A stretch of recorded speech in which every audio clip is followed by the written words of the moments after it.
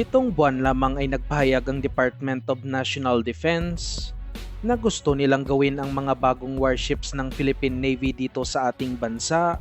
upang mas makatipid umano ang Pilipinas pagdating sa pagbili ng mga Navy vessels at mapalakas pa ang defense industry ng bansa.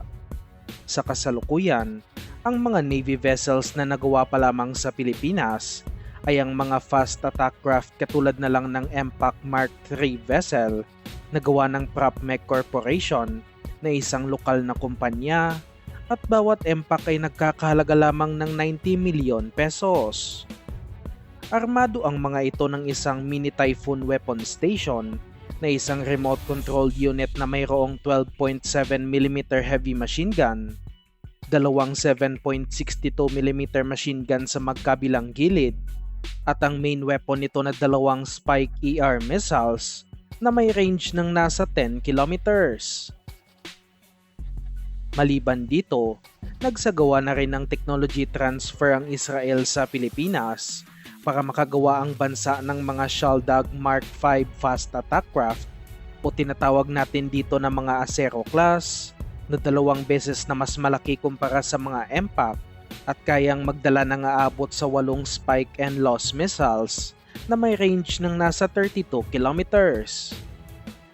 Marami pang ibang Navy vessels ang nagawa dito sa Pilipinas, ngunit wala talagang malakihang mga vessel na matatawag nating warship na nagawa dito sa ating bansa at halos lahat ng bagong warships ng Pinas ay nabili mula sa Hyundai Heavy Industries ng South Korea. Mas mabuti pa ang Philippine Coast Guard dahil ang plano nilang pagbili ng 2 Guardian-class patrol vessels mula sa Australian shipbuilding company na Austal ay inaasahang gagawin sa Balamban, Cebu na kung saan may shipyard ang naturang shipbuilding company doon. Kinumpirma din ni Senator Juan Miguel Zubiri na maglalaan sila ng nasa lagpas 10 billion pesos para sa 3 bagong malaking patrol vessels para sa Philippine Coast Guard pa din at sinasabing ang Austal pa rin ang gagawa nito at inaasahan na sa Cebu din gagawin ang mga naturang vessels. Nag-offer din naman noon ng 6 na offshore patrol vessels ang Austal sa Philippine Navy na nagkakahalaga ng 30 billion pesos at gagawin din sana ang mga ito sa Pilipinas, ngunit ang offer ng South Korea ang nanalo sa proyekto. At dahil sa puro Hyundai ng South Korea na lang ang nakakakuha ng kontrata sa Philippine Navy, mahirap ituloy ang plano ng Department of National Defense na dito gawin sa Pilipinas ang mga warship at mapalakas palalo ang defense industry ng Pilipinas. Subalit nitong nakaraang linggo lamang, nag-anunsyo ang bansa na magtatayo ang Hyundai Heavy Industries ng sariling shipyard nito sa Subic Bay sa Zambales at magandang balita ito para sa ating bansa dahil total palagi namang nananalo ang Hyundai sa mga proyekto kaya dapat lang na magtayo sila ng sariling pasilidad sa Pilipinas. Hindi man ito pagmamayari ng mga Pilipino, ay mas mapapamura naman ang Philippine Navy kapag ang Hyundai ang mapipili sa kanilang susunod na proyekto dahil mas mababa ang labor cost dito sa Pilipinas at hindi na kailangan pang dalhin sa ibang bansa ang ating mga warships para sa maintenance at maraming trabaho ang magagawa ng shipbuilding facility na ito sa Subic.